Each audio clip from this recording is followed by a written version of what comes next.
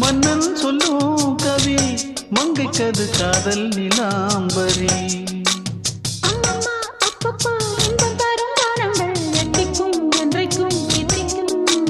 மங்கினி கங்கினி வெண்ணிலவின் தங்கினி உன்னைத்தான் என் கண்கள் சந்திக்கும்.